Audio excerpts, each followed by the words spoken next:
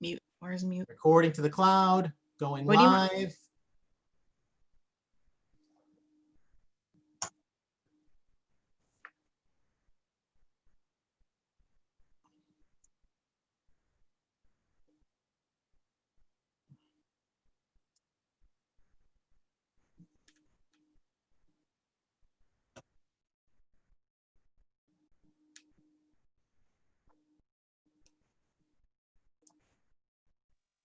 We're live. I think we are. Yeah.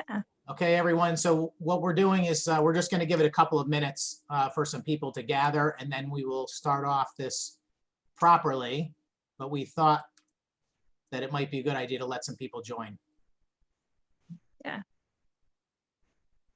And there it is. Yes, we are definitely live on Facebook. I love when it works.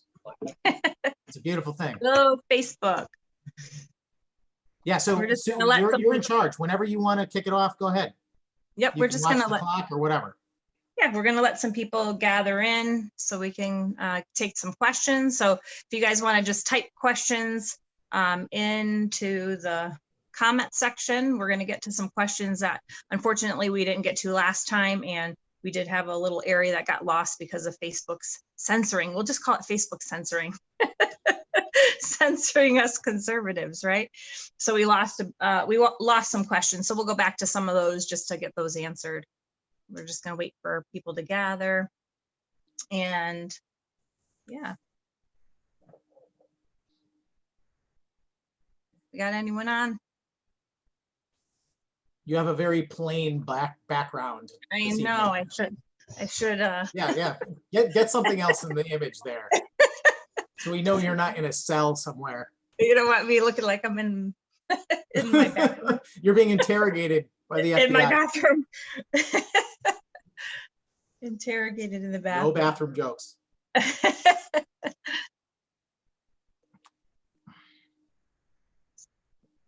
All right.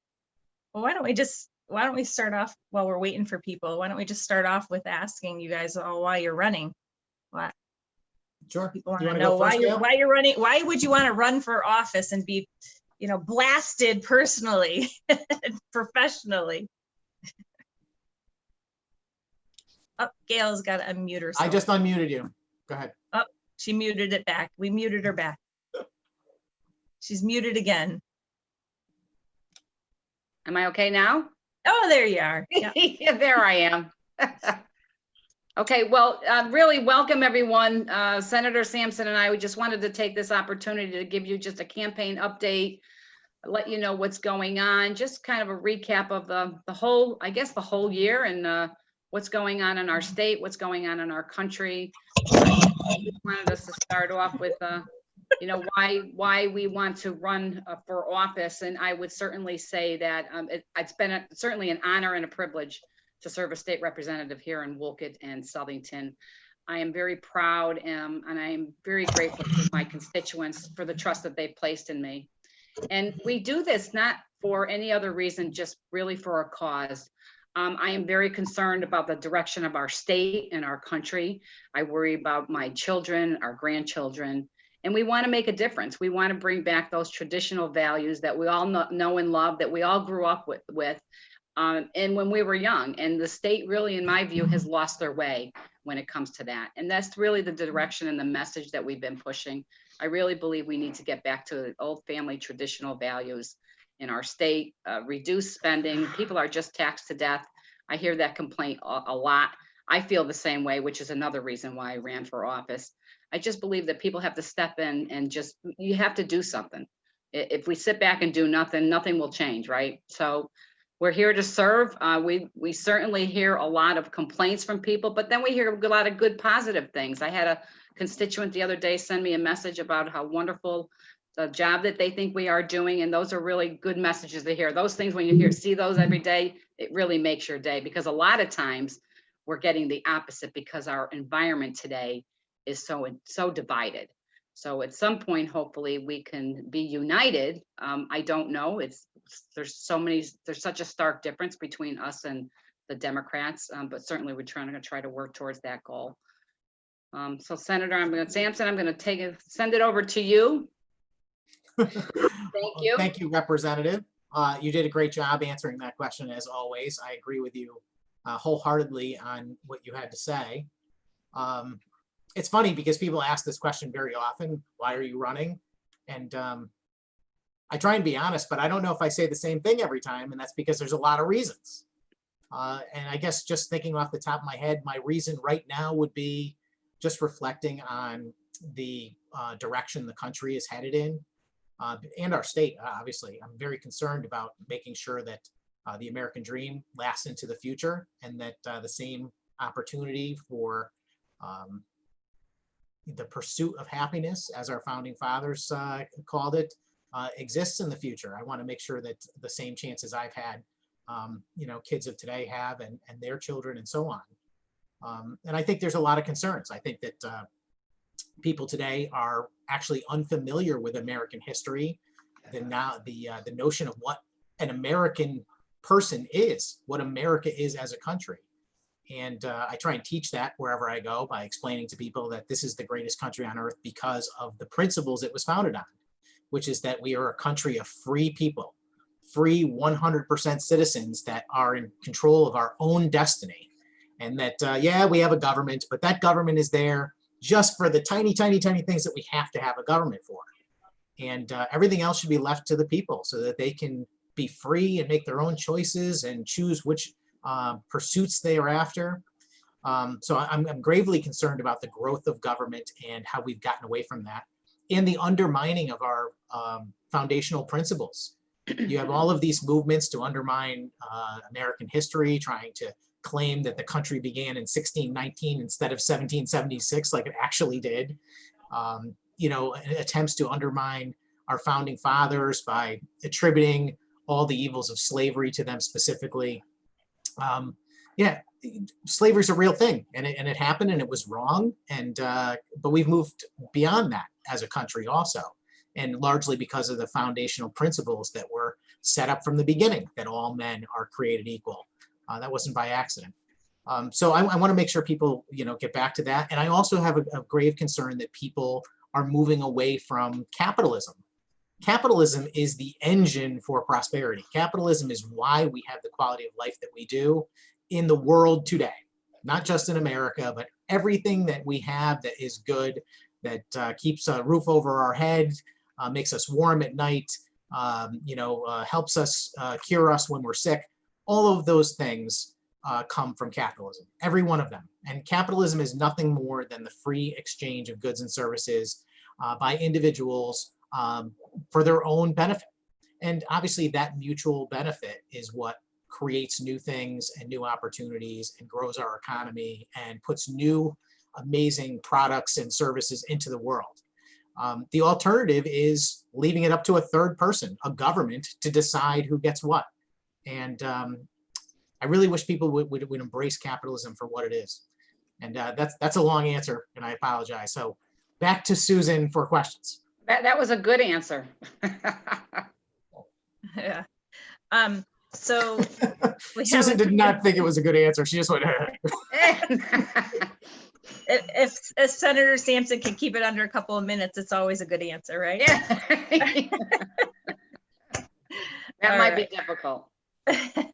But you know what? I think it's a great learning process for people, because I don't really believe that people understand really what this country is about. I think a lot of them do, but some people just need a refresher course. And I think those are really important, especially in today. It's unfortunate today when you are running for office that I remember back, my mom was involved in politics, and she ran for Board of Education in Waterbury for years. And I remember when I was a little girl, I used to go door knocking with her.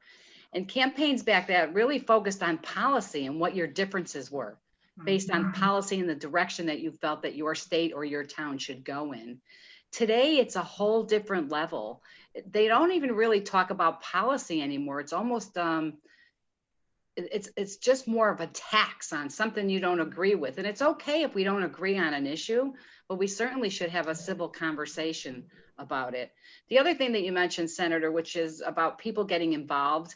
There's one thing that I believe that has happened in the last 4 years in this country, and maybe even the state that hasn't happened before, is how many people are waking up and really are getting involved in the process and the decisions that are being made for themselves, and getting involved in the whole election process, and being aware of issues that perhaps they didn't know, they weren't really paying attention to before. So I think that is a really good thing, that there's grassroots efforts on both sides.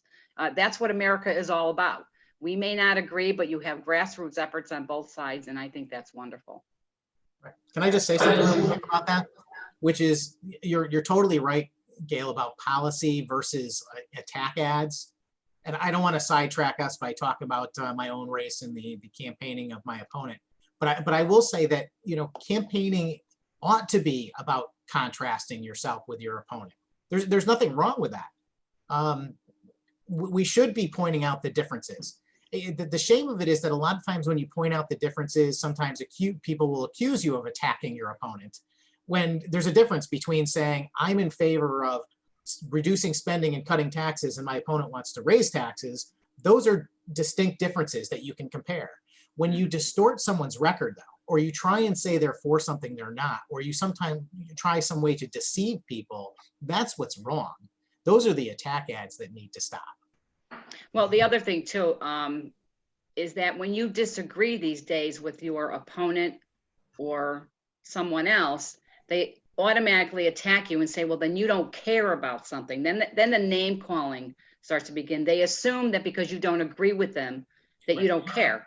And that is a real issue. I've seen it, not only this campaign, last campaign, and for several years. It's okay to disagree. Just because we disagree doesn't mean we don't care. Right. Well, and the other thing is that people are very team oriented, and they pick a team and they will defend that person, whether it's, you know, Donald Trump or whomever, no matter what. And I think that's dangerous. I think that we should recognize that Donald Trump is right sometimes and he's wrong sometimes. And the governor is right sometimes and wrong sometimes. And if we're a little more objective, I think we can learn to respect our political opponents and our neighbors, which is much more important than anything, that we respect the fact that our neighbors don't necessarily agree about every policy.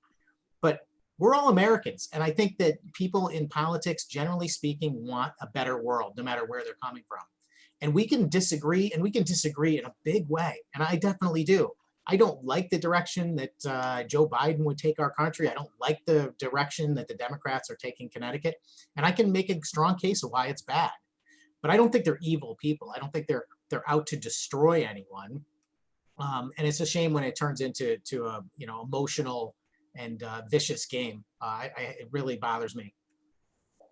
Yeah, well, I appreciate that both of you put up with all that, because I certainly wouldn't like to do that every day. So I appreciate that you do that. But it We will recruit you for something somewhere somehow. Don't you worry. No. But I do appreciate that you guys do that. And it's unfortunate, because it is keeping a lot of good people out of politics, because people don't want to put up with that kind of stuff, having their lives scrutinized unfairly, unjustly. So we do have a question from Nikki, and it's she's asking about this to Senator Sampson. She's asking about the letter that you received from AG Barr, I'm guessing, and she wants to know if there's any updates from the Department of Justice regarding Lamont. I know you. Yeah, well, I have been in communication with Attorney General Barr's office, although I don't really have anything concrete to report. They are still collecting information. I have provided them with the executive orders produced by the governor, and you know, assorted documentation, some news articles, the lawsuit that I'm involved with, and some other ones, basically to give them a basis for what our concerns are. And our concerns are constitutionally based more than anything else. There's actually an argument that the governor doesn't even have the right to produce executive orders that are beyond the scope of public health, simply because of the way the Civil Preparedness Act was originally written. And I think that's the focus of a lot of people's concerns, including the Attorney General. And I did focus on that too in the lawsuit that I'm involved with, although the lawsuit that we put together is really specific to his determination about which businesses are essential versus unessential. because the other part of that law says that he can only determine, he can only make changes to existing law. He can't make new law. And to me, since there is no law about what businesses are essential or non-essential, that's making new law. And I don't think it should be up to one person to arbitrarily make that decision. And we could talk about that all night. I mean, the legislature has been called into session twice. We voted on a dozen bills, all political in nature. We could have easily been voting on the policy for the state of Connecticut, including on whether or not the executive orders are legitimate, how to handle the unemployment situation in the state, and nursing homes and many other really, really difficult issues that are facing the state of Connecticut. The legislature should be dealing with those things. And if there's one major complaint I have about this administration, is that they've taken that power away from not me and not Representative Mastrofrancesco, but you, the constituents of ours. We are your voice, and you are being silenced because you're not being heard in the lawmaking process, and that's just wrong. Yeah, we did go into that a little bit the last time, but I think we missed that. Someone had asked about really what you guys can do, and I think there's a misunderstanding that you guys can really do anything. So maybe yeah, well, I've been asked that question. What's concerning is, so the governor extended his executive powers for another 6 months. We're already into November. After the election, then the holidays are going to be coming, Christmas will be coming, and February will be here before you know it. And I'm concerned that these executive powers will try to get extended yet again.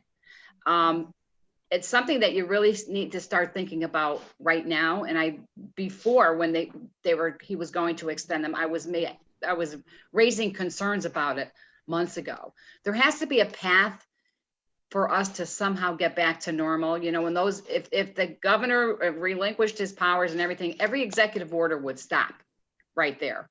So there has to be a path for Connecticut to get back to some type of normalcy. And people have asked me, can he do that? And Senator Sampson, if you wouldn't mind explaining to everybody, not that I want to put you on the spot, of how the governor can, how his executive powers can end. Can he extend them? Would it be the same process again? What would happen? Right. We are in that situation because essentially the governor is going to do whatever he can get away with until someone stops him. And the only way that he can be stopped is if the legislature decides that they're going to go in and overrule his executive orders and take away his executive authority. But that would require the majority Democrats making that decision, because the Republicans in the minority don't have the power to do that. When the only other two alternatives are legal action from a state lawsuit, which I have filed to overrule not all, but some of the executive orders and make sure that they are valid and constitutional.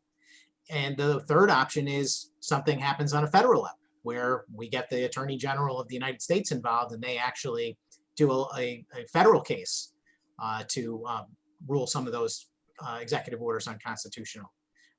Barring that, I think the governor can continue to rule as long as the people in this state allow him to. And that is the scariest possible thing. Yeah. This country was founded on the principle that we are free people and we're kicking out the dictators. We're not going to let one person decide the rules for all of us. I often make this speech about the rule of law versus the rule of men. In America, we write our laws on paper. They apply to everyone equally. They are designed to be fair. And that's different than a governor wakes up one morning and says, well, I'm going to decide these businesses are not important, so they can be closed. That's wrong. Well, hair salons, let's open the hair salons because they really want to be, oh wait, let's close the hair salons because other people are mad.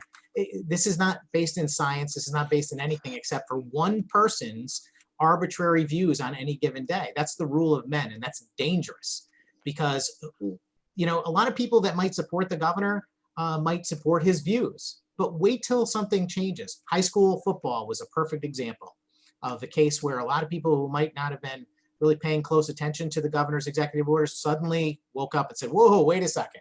Right. He's making a lot of rules. When it starts affecting you personally is really when you're aware of it. And that's when that's when the people really wake up. But like Senator Sampson said, I believe that he can continue on with this for as long as he wants to, technically. People have to step in. All right. We have a question from Douglas Haas, and it says, do you believe that overregulation of business in Connecticut led to higher prices? Well, I would definitely, I would certainly agree with that. Anytime a business incurs more cost and certainly dips into their profits, that cost has to be passed on to them some way or another. And not only does it get passed on to the consumer, if you think about it, depending on the type of business it is, those costs get passed down to your towns, right? And when your town budgets go up in certain ways, depending on what they're purchasing, you're going to get hit with another tax there. So not only more you pay more for your goods and services, it affects everything. Your property taxes could increase. Our businesses in Connecticut are over-regulated and overtaxed, hands down. That has to change. And I preach this all the time until Connecticut and has people understand that Connecticut is open for business. We are a friendly business state. We want to help them. We want them to grow and prosper. It will create more jobs and more people will be willing to come to Connecticut and open a business. I talk to a lot of people and they're very wary about opening a business. Today, they're afraid that they're not even going to survive through this because of our businesses are shut down. A lot of them are only open at a 50% capacity.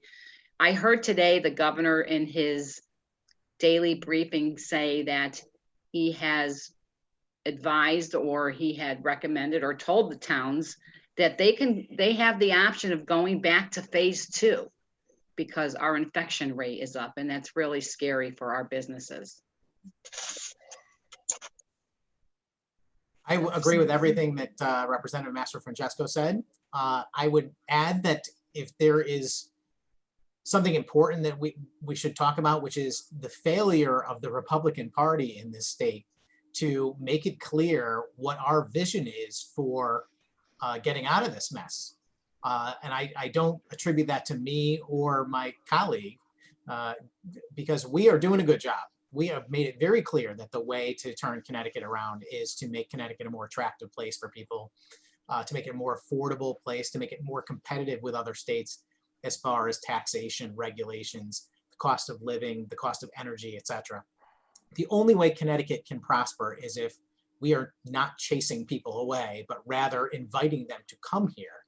And Connecticut has so many attractions that it's actually shocking that we can't turn it around very, very easily. It seems like it should be super simple to me because a lot of people want to be in Connecticut. It's a beautiful state with a very educated workforce, a lot of talented people. It's located between Boston and New York. We have everything we need to be a successful state. The only problem we have is a burdensome state government that has really done damage to the ability for people to survive here all across the spectrum and for businesses.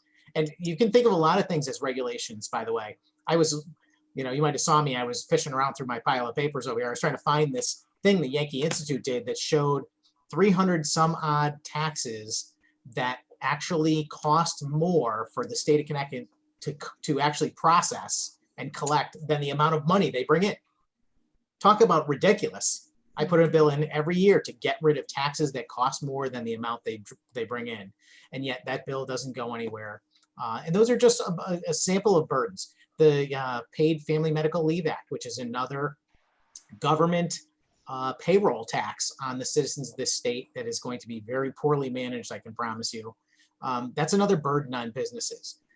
Requiring a $15 minimum wage, another burden on businesses. A lot of these policies sound good, but when you take them in total, what you're ultimately doing is you're stifling our ability to produce and have a growing economy that offers jobs and opportunities. And that's the number one thing we need.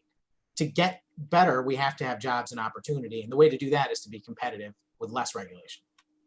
Yeah, and let me just quickly add to that, Senator. Well said, as always. I think there's always sometimes there's a perception out there, about supporting businesses, thinking that we're supporting big businesses, corporate greed, and so forth.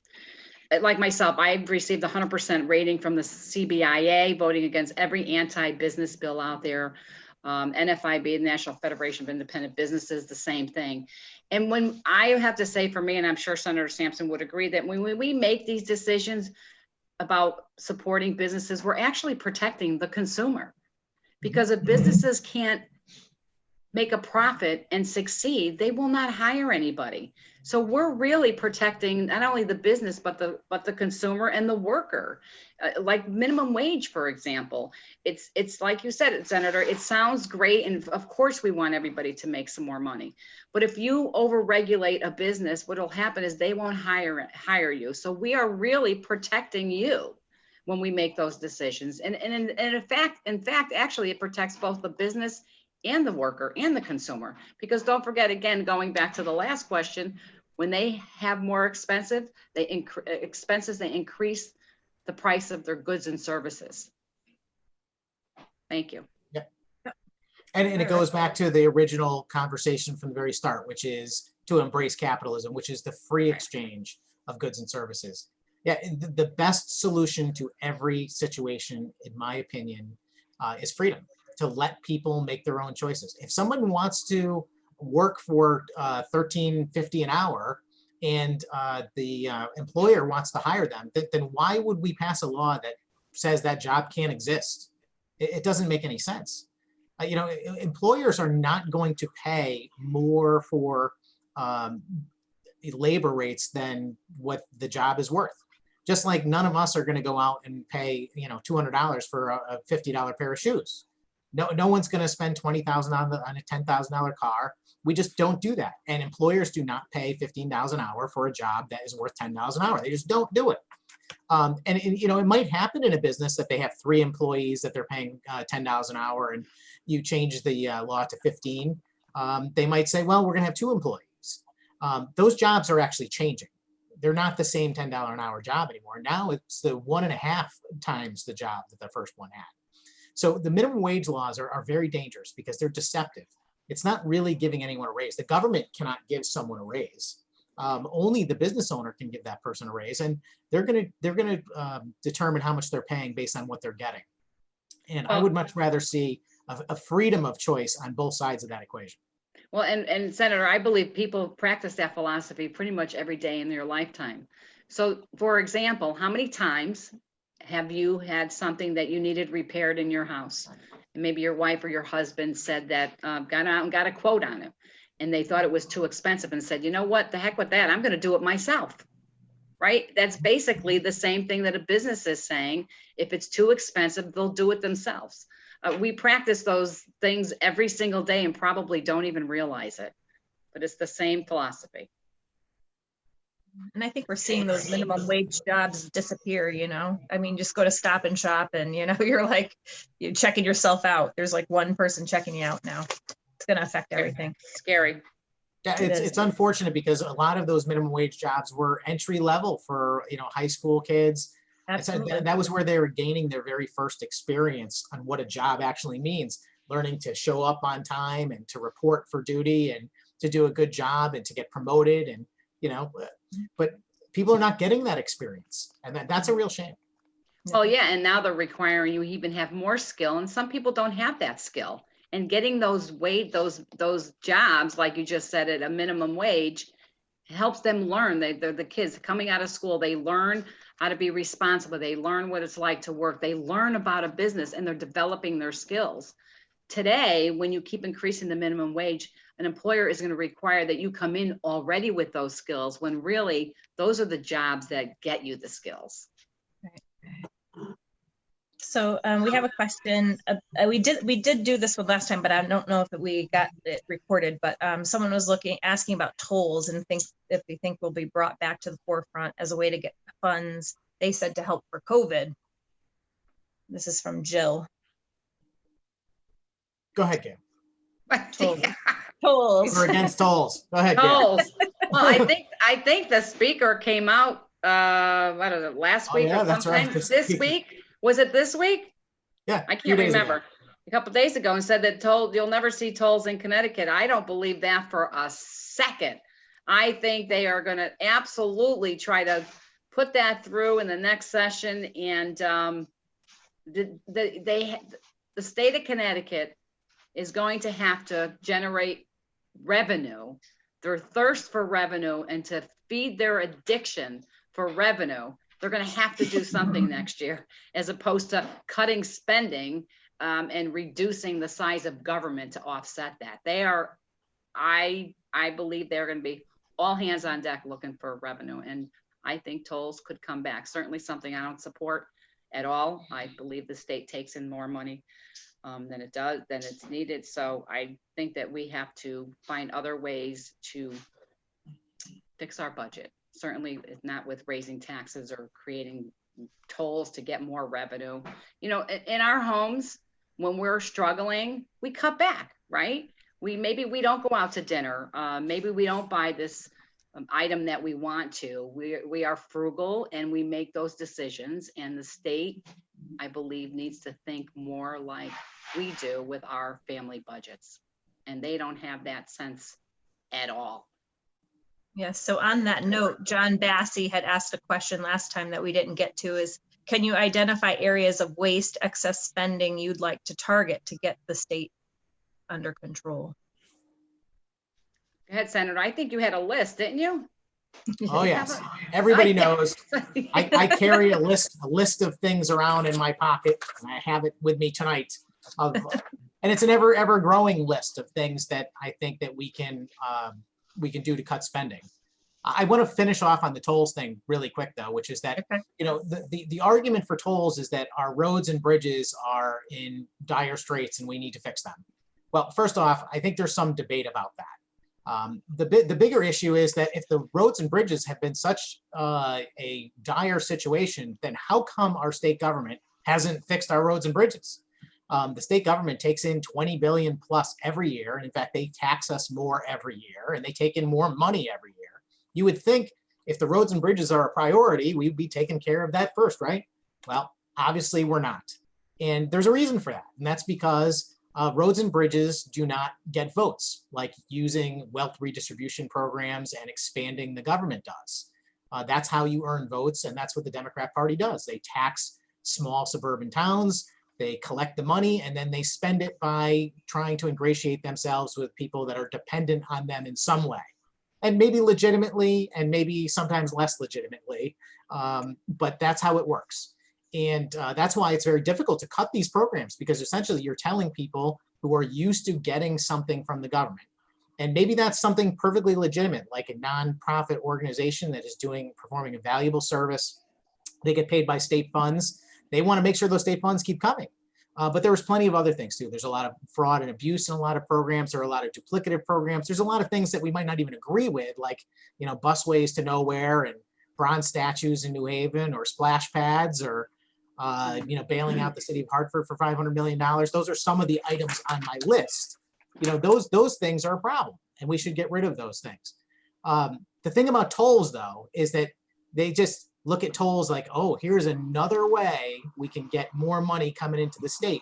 And we have a built-in excuse, the roads and bridges.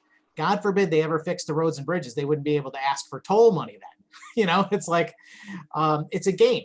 The fact is that I think our roads and bridges do need repair, but I don't think it's as dire as people are making it out to be. I believe it's something we have to fix, but I believe we should do that using the existing revenue stream that is intended for that purpose, which is the gasoline tax and the other items that go into the Special Transportation Fund, which, if you've been following this, you know that the Special Transportation Fund keeps getting swept for other purposes instead of fixing roads and bridges.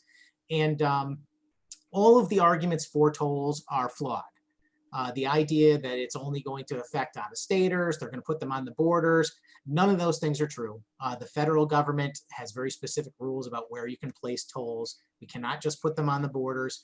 And in fact, many of them will end up on local highways like Route 8, Route 691, places like that where there's not a lot of out-of-state traffic. And think about the cost of tolls. The cost to build the tolls, the cost to build a bureaucracy of new state employees that are all getting you know, nice checks and benefits and pensions, to build a new building to put them in, and then how much money is actually being generated when they actually charge a toll.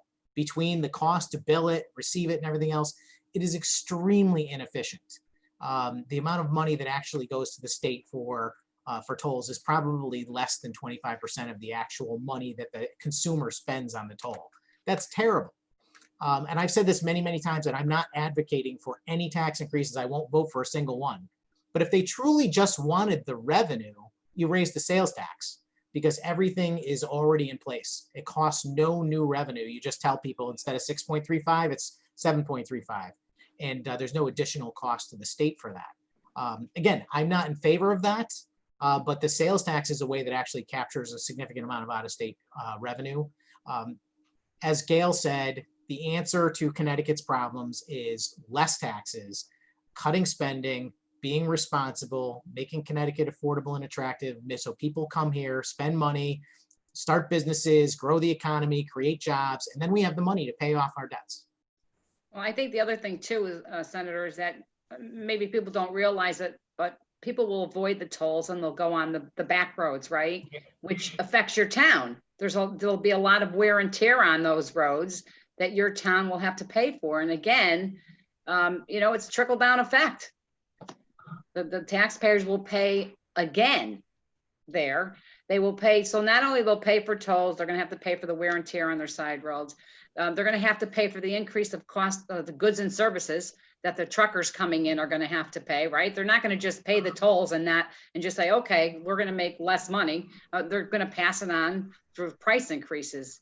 So everything has a trickle down effect on it. It sounds good. Some people say it's great. Well, let's have tolls and take that money and get out of debt. It doesn't really work that way. There's always a trickle down effect on these things.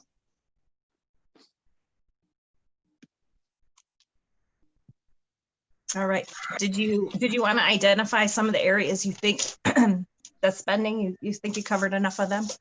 Oh, I want to hear more about spending cuts. Some people do. Tony Morrison's asking, he said, in light of the $2 to $3 billion in our state budget for the next 2 years, your opponent seems to have no plans on how to resolve that. Right. Yeah, no, I don't want to get into a tit for tat, but I did challenge him to point out specific places. It's one of his key points. I'm going to cut waste. I'm going to take out the trash. So show us some places where you want to cut spending. I got this list, and I'll share it. In fact, I'll post it on the Facebook after. The one thing I would say is it's a really tough question, especially if you've been in office for a few terms. And because I have voted against every budget, I didn't create this problem. I said in 2010, when Governor Malloy got elected, no, let's not do this budget and the largest tax hike in the history of our state. It's a bad, bad plan. And yet they did it. And they came back again in 2013 and did the same thing all over again. I said, no, we're not doing this. So it's very frustrating when people say, well, what are you going to do to fix it? And I'm like, well, I'm going to do my best to fix it. But you know what? It would have been a lot easier if we didn't do all of the terrible things that have happened over the last 10 years. But I have eliminate the busway subsidy. I never would have built the busway to begin with, but we are spending millions and millions of dollars every year subsidizing that busway. And in fact, it was planned that way, that we would have to take money out of our pocket to do it. I would get rid of the earned income tax credit, which I've been going back and forth with one of my constituents on about whether it's a good idea. But this is an actual program where people receive tax refunds when they don't even pay taxes. Now you can just say, and it's a welfare program. I mean, and welfare programs maybe have a place in our society, but you should not have a welfare program and also a way to give people tax credits when they don't pay taxes. I tried to introduce a program created by the Obama administration to cut Medicaid fraud to the tune of maybe billions of dollars in Connecticut.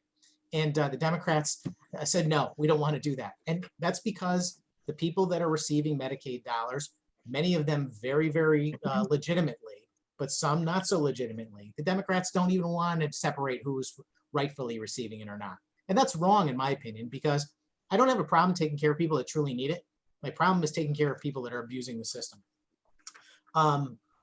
We have a lot of state government issues. I would say that we should get rid of all of the state agencies that exist to do nothing but lobby the state legislature. We have the Permanent Commission on the Status of Women. Yes, I'm concerned about women's issues, but we don't need a state agency that's got paid employees lobbying people for that. Yeah. And we have loads of them. We have loads of them for every ethnic group, for every thing conceivable. And it's just, jobs being created for bureaucrats. We can privatize a lot of functions. We can privatize landscaping of government buildings. We can eliminate longevity raises for state employees. This is something we can actually do without interfering with the state contracts. We need to, reduce the debt service that we pay. We pay millions of dollars in interest on our debt. We could actually use some of the rainy day surplus for the purpose of paying that off, and therefore reduce the amount that we have to pay every year. I'm part of the way down here. Fraud in the EBT program, the food stamp program. Do you know that you can use a food stamp card in a casino or a strip club or out of state? In fact, I've been trying to get data that shows how many people have not used their food stamp card. They're using it, but have not used it in Connecticut in over 6 months. So that tells you that you as a taxpayer is paying for someone else's food stamp card who lives in another state, and they're spending your money. So anyway, I'll finish the rest of this, but there's many of these things. No, Legal immigration is a big one, the drive-only license program, and all the pork that I was mentioned before, bailouts and, the city of Hartford and the Excel Center. You could go on and on. There are millions and millions upon possibly billions of dollars to cut from our state government. And that's where we start. And then the other thing too, if I can add to that, I'll just tell you a quick story. I sit on Human Services Committee, and I'm always watching for new programs that they're trying to put through that cost money. And you need to look at this in the budget as well. So in 2019, we had a bill come forward that was to pay for doula services for people. Now, I got to be honest with you, I really didn't know what a doula was.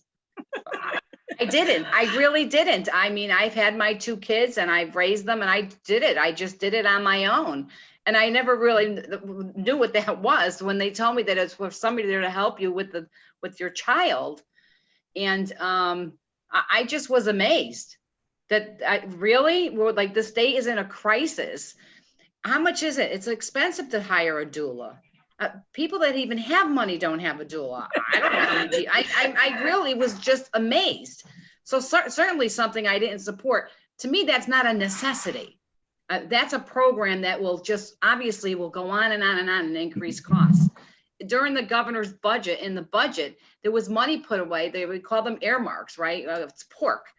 A group called Divas on the Move that they had to give money to. It's things like that are not detrimental. They're not absolutely necessary that we spend that money on, because once you give it to them once, it continues year after year after year.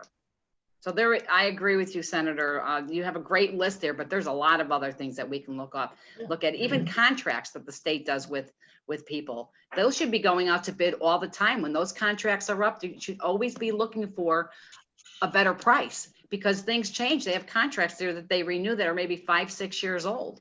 Well, maybe the cost of those goods and services, or that service they're providing, doesn't cost as much as it does today as it did years ago.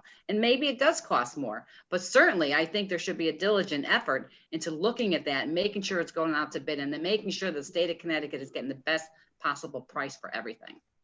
Amen. Well said. All right, keep them coming. I know you've been talking a lot, Susan. Yeah. You probably got more questions than we have time, so. It's okay. It's just like you were saying, when we have to make cuts at home, and same thing happens with the state, with the fluff. So someone wants to know about the FMLA tax. They asked specifically, what is the FMLA tax and who voted this in? Matthew George. Go ahead, Senator. Okay.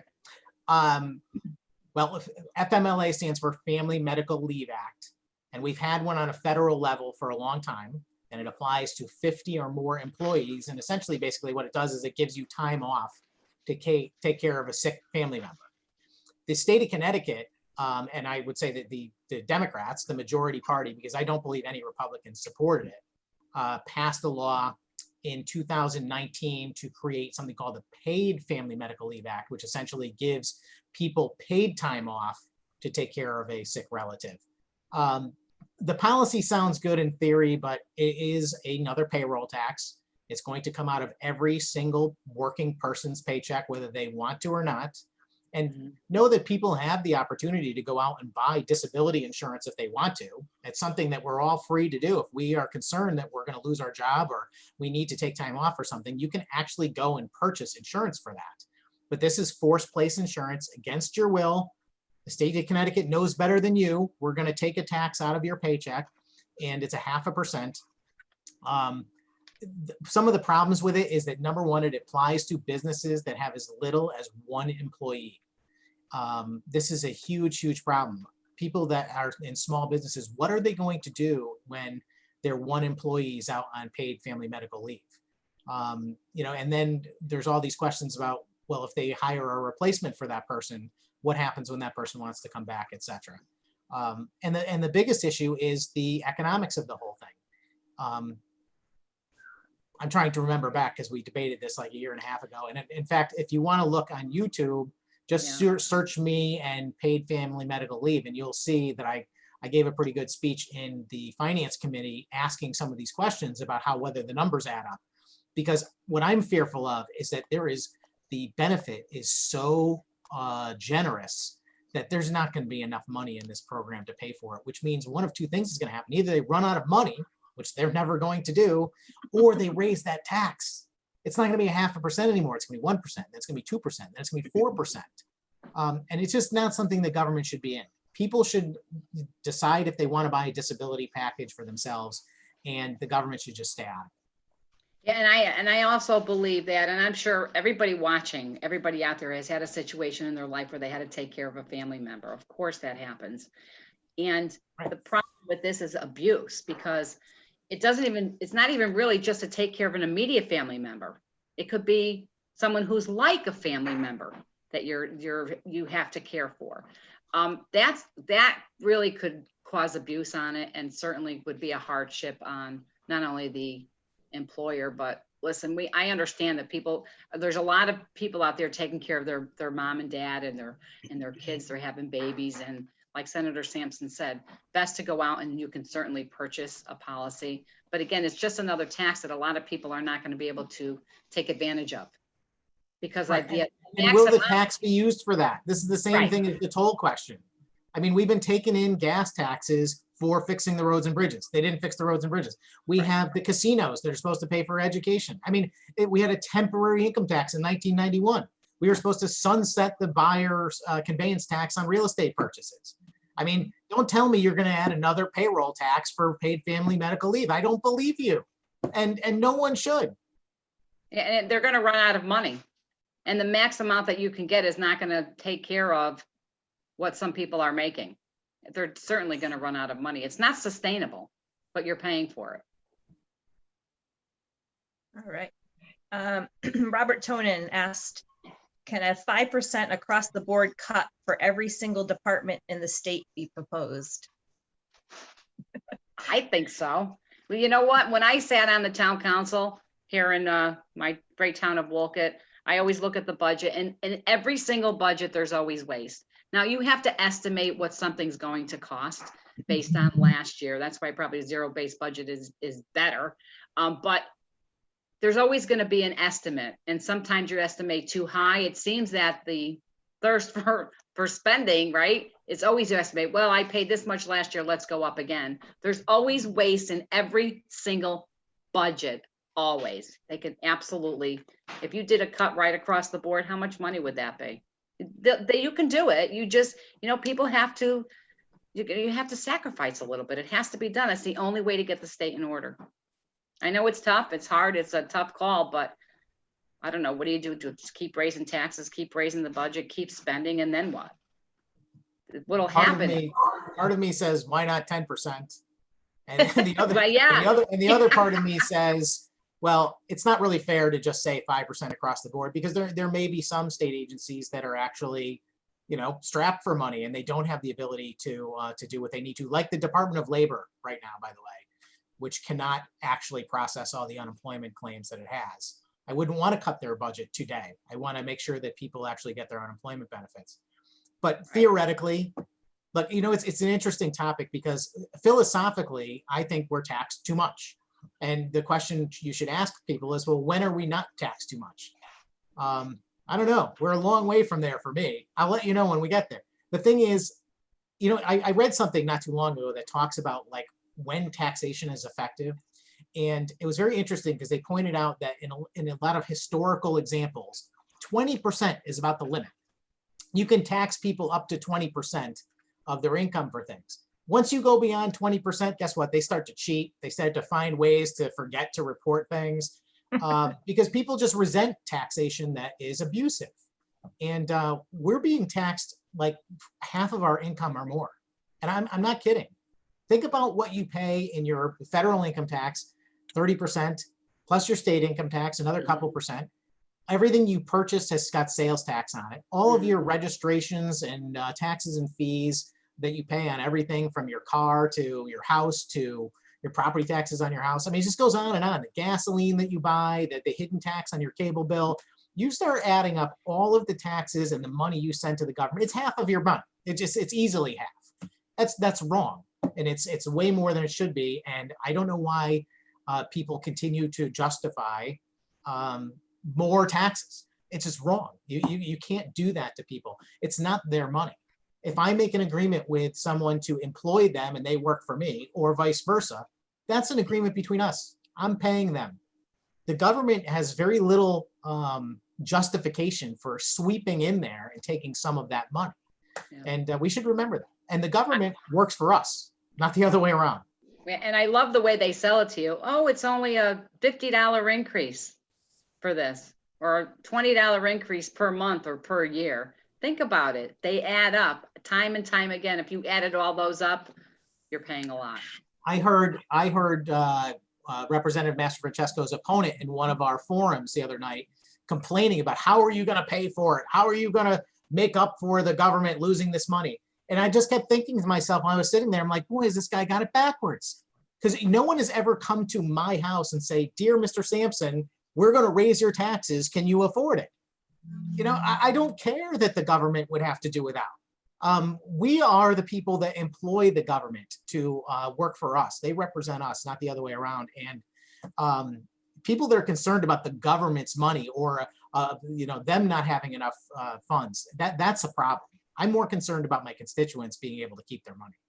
Well, and not only that, let me just add into that is that I hear a lot of candidates talking and bragging about how much money they brought back to their town for grants. Nothing is free at all. Somebody has to pay for that, and it's you, the taxpayer, that are paying for it. So when I hear somebody saying, I brought this much money back to the town, you're paying for it. Nothing is free. I just think people need to be aware of that. It costs the taxpayers money. Well, this kind of runs into another question we have, and they specifically asked for you, Senator Sampson. The president and Senate Republicans blocked the House bill that would have gotten additional money for states like Connecticut. What's your opinion? Well, first thing is I don't know anything about it because I'm not really following it that closely. I'm in the middle of a campaign for re-election. But I know enough to know that the Senate Republicans are not blocking anything. My understanding is that this package, which I don't really know the details and I don't even know that I would support it. But my understanding is that this is another CARES package. What has happened is that Nancy Pelosi and the House Democrats have added a bunch of items to it, basically their agenda items, and they're refusing to pass the CARES package unless their stuff is included. So you can argue that the Republicans are blocking it, or you can argue that the Democrats are blocking it. To me, it's the basic package. Whoever is willing to pass the basic package without all the add-ins is not the blockers, for lack of a better explanation. And that's just being honest. I'm not trying to be partisan in any way. No. It's just, that's the way it is.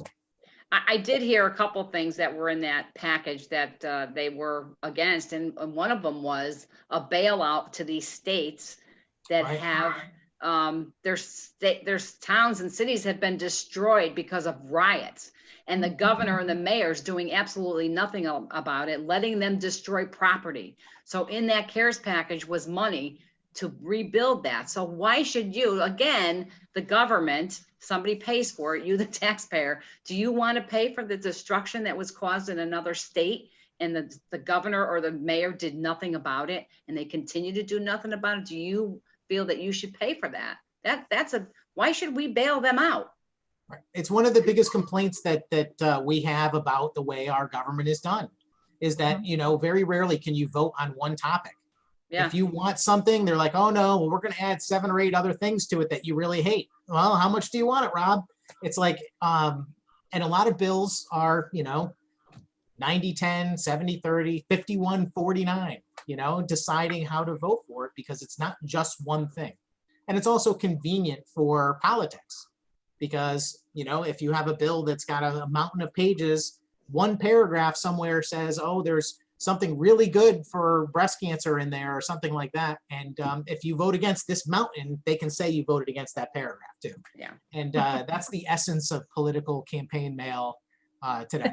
Well, if you think about it, it's like your neighbor having a big party, destroying their property, destroying their home, and then coming next door to me and say, well, I need you to bail me out. I need you to fix my house. It's ridiculous.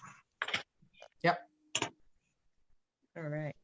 We have just a few more minutes left. Maybe we can do a couple of questions, really quick answers. Yes. We'll Speed try. round. Speed round. Imagine me suggesting quick answers. Can you do a speed can't imagine speed it. round, Rob? I don't know. I don't I'll think try. so. I think Gail would win. Yeah. Well, I don't even know if we can really answer this, but Tom Burbank is kind of looking into the future and wondering what if we have know of any plans that the governor is going to have for as the winter months are coming, as far as the businesses who can't really survive without full capacity, indoor capacity. Are there any plans for these businesses that we know in the works? It's probably just a guess on anyone's part.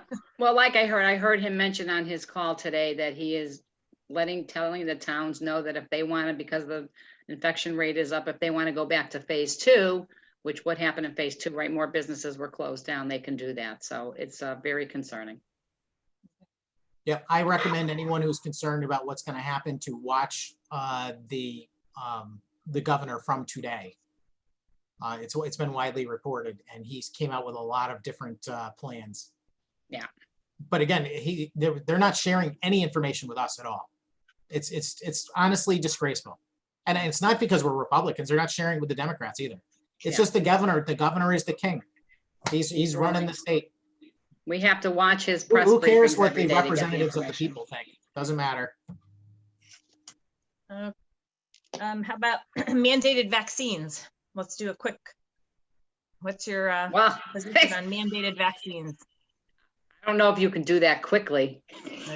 It's a big issue, and it deserves an entire conversation, but I do not believe that the government has the right to stick a needle in anyone against their will for any purpose.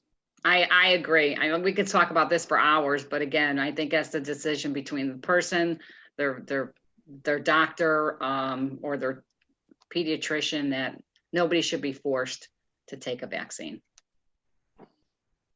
That was a quick answer because we can go on for hours about this topic. Exactly. You better cut us off and ask another question. Yeah, next question. In short, I would say though, even if there was a vaccine for living forever, immortality, it's still up to me whether I want to take it. And the fact is that vaccines, whether the risk is completely nominal, it's like, you know, 1/10 of 1/10000000%, there's still a risk. And if you're going to tell someone they have to do something against their will that has that element of risk, I think that's wrong. Great. Important issues facing the state. Like what do you feel is the most important issue facing the state? We kind of touched on some of these, but. Well, I would say in the point in time today is when are we going to get back to somewhat normal? Obviously, to me, is a big issue right now. Obviously, our budget and our finances, those are always an issue. And I think going forward next year, school regionalization could be an issue. There's just so many topics. I really can't give you a quick answer on that. Safety. Public safety is a big issue. My goodness, what our police officers are going through right now. Every time I turn the TV on, I see somebody getting assaulted. They're being criticized. It's heartbreaking. Yeah, and it's not just that. It's also the expansion of the Trust Act, which is essentially makes us a super sanctuary state. The raise the age legislation, which is basically emboldening 16 and 17-year-old, young gang members and their older counterparts who are sending them into Southington and surrounding towns to steal cars. I mean, that's all happening. The failure of the state government to actually prosecute criminals, to get illegal guns off the street, something I've been trying to do. I'm very proud that not only am I known as the #1 defender of the Second Amendment in the legislature, I'm also the #1 person trying to stop so-called gun violence by getting illegal guns out of the hands of criminals and gang members off the streets. I'm proud to be leading the fight on both sides of that. Yeah, and right now criminals are fearless. They're feeling their oats. They're absolutely fearless. Yep. I have never seen anything like it because they know not much could happen to them. We've had just in our town alone in a month, we had 3 shootings. We had another break-in the other night from one of our stores here at 3 o'clock in the morning. It was broken into and a lot of stuff was taken and some damage was done. They're fearless. And this is all because of the police accountability bill, of the riots that are going on. There's no support for our police officers. It's not a good situation. It's definitely something that we need to fix immediately when we go back into session. I agree. All One right. more. Well, that was kind of our last one. It was about support of the police and unions and police pensions. So I don't know if we can wrap that up very quickly. Unions and police pensions. I don't know exactly what to say. Well, the problem is it's an all-encompassing thing because there are lots of different types of police and pensions. I would say the one, not to even go off topic right at the end here, but there was one good piece of the police accountability bill. 37 sections, 36 of them bad, one good one, which is a bill I put in every year, which says that the contracts that the state police have to enter, that they enter into with the state, they are not subject to freedom of information. If you were looking for a way that actually protects bad cops, that's how they do it. They put it in that contract. And I believe that should be subject to FOIA. So just a union contract answer. Yeah, and a lot of those police contracts are dealt with on a local level. If you're talking about a state contract, it's different, but your local police are dealt with on a local level. Right. But we are not in favor of defunding the police. If that's No, the, my that's goodness. the ultimate question. We need more police. Yes, we do. There's And we no need to doubt empower about it. them to be able to do their job properly without having to be fearful of, being sued over something that is, like a nuisance issue or something like that. It's not appropriate. You shouldn't have to worry about having a false claim filed against you. Yeah, I mean, it's bad enough they get up every day, put their lives on the line for us every single day to protect us, even if it's the smallest thing. And they do it every single day with heart, and they really care about their communities. There's absolutely no doubt about it. They're concerned. So it's such a shame that this whole thing has been politicized. Look, there is no way you can suggest that either me or Gail or anyone else that we know in either party is in favor of bad cops. This is like a ridiculous thing. And that seems to be the argument. Well, you're either in favor of bad cops, you're not. No one's in favor of bad cops. You know who else is not in favor of bad cops? Good cops. Right. I mean, it's just like a ridiculous argument. The bill that passed is horrible. I don't know how to say that. It does not do anything to get rid of bad cops. What it does is it gets rid of good cops. And that is the ultimate shame of the whole thing. And, every one of us, including the law enforcement officers in the towns I represent, they are the first people that would have condemned any type of behavior, even not rivaling the George Floyd thing. That doesn't happen in our community, thank God. And I will defend them as professionals because they are. They are. And the other thing that it does, it puts every single citizen in this state at risk for their safety. 100%. All right. Well, on that note, why don't you guys just finish up and tell us, what you're looking forward to on November 3rd. Go ahead, Gail. We could finish up with some closing statements. Yeah, closing statements. So I would just encourage everyone to please come out and vote. Your vote does make a difference. I know numbers in Connecticut in certain areas are spiking, but it's very, very safe to go vote, to go out and vote in your voting place, in your polling place if you haven't done so. we are at a point in our life and in our country where, and I know people probably say this is the most important election of your lifetime. I think we've said that many times, but this truly is important. It's a decision between freedom and preserving the American principles that we've had in this country for years, that we all love and cherish. And it's really, really important that you go out and vote. Look at so many people died in our country to give us that opportunity for the freedoms that we enjoy every single day. We need to preserve them. So, and I know I'm talking more on a national level. On a local level here in Connecticut, I can tell you that if you want to change anything, the Democrats have been in control in the state for decades. Change it. Okay, let's change it and put Republicans in control. Give them a shot. What do you like? I think President Trump said this. What do you got to lose? I mean, we've had the same thing going on for 40 years. So I would just encourage everybody to go out and support Republicans, go out and do your duty and vote. And I will tell you that on November 4th, I think I'm going to stay home and just stay in my sweatpants all day. Sounds good.